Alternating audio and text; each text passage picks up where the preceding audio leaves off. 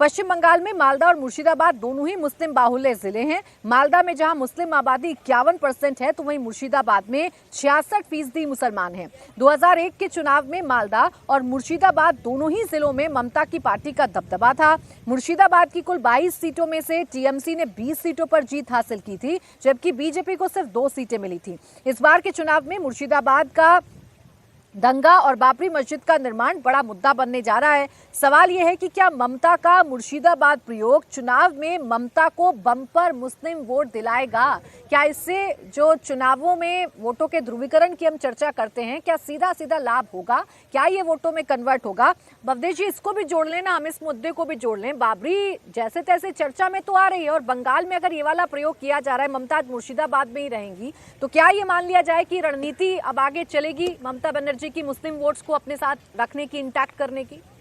देखिए, अगर सरदार पटेल की 150वीं जयंती वर्ष मनाया जा रहा है तो उसमें इतिहास की ही बात होगी। पटेल कैसे थे, कहाँ थे, उनका कंट्रीब्यूशन क्या था, और उन्होंने कैसे किन चीज़ों को जो देश में नहीं होना चाहिए था उनको रोका।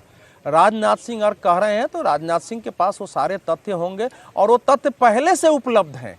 कोई नई चीज़ें, मैंने फिर कहा कि वो कोई नई चीज़ें नहीं है, वो सब उपलब्ध है। ये बात गांधी जी के सामने भी गई थी जब गांधी जी जीवित थे। तो गांधी जी ने कहा कि नहीं, सोमनाथ का मंदिर बनाओ, लेकिन जब नेहरू जी ने विरोध किया तो लेकिन जनता के पैसे से बनाओ, सरकारी खजाने में नहीं आना चाहिए। बहुत सारे उसके हैं उपलब्ध चीजें, वो सामने आएंगी। लेकिन आप बताइए कि बाबरी मस्जिद की इस समय शुरुआत किसने की है? अगर वहां से वो बयान नहीं आता है, वो अगर हुमायूं कबीर नहीं देता, या उसका तृणमूल कांग्रेस खंडन कर देती, कांग्रेस यहां से विरोध कर देता, दूसरी पार्टियां विरोध करती कि हो गया है, तो क्या ये इशू उछलता? और आज भी ममता बनर्जी वहां जा रही हैं, लेकिन इस बयान पर उन्होंने कुछ नहीं कहा है।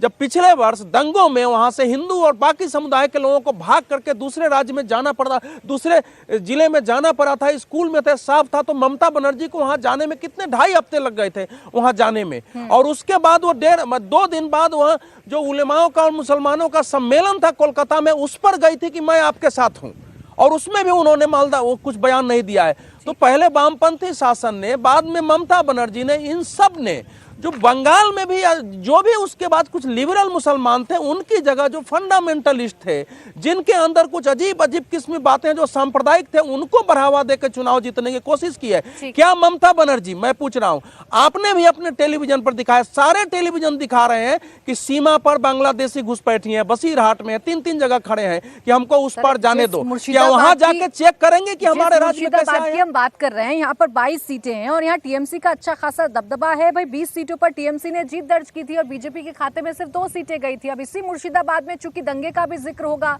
किस तरीके से अत्याचार हिंदू बस्तियों पर हुआ था, हिंदुओं के घर तोड़े गए थे, मंदिरों में तोड़फोड़ की गई थी, ये मुद्दा भी उठाया जाएगा। तो क्या इसी का काउंटर ढूंढने की कोशिश रविंद्र जी यहाँ की गई है टीएमसी के विधायक की तरफ से? देखिए, बात वही है, ये सिर्फ ध्रुवीकरण की राजनीति है। ध्रुवीकरण दोनों पॉलिटिकल पार्टीज को सूट करता है, और इसलिए इधर से ये बयान दिया जाएगा, उधर से वो बयान दिया जाएगा। इसको बंगाल चुनाव तक खींचने की पूरी तैयारी है।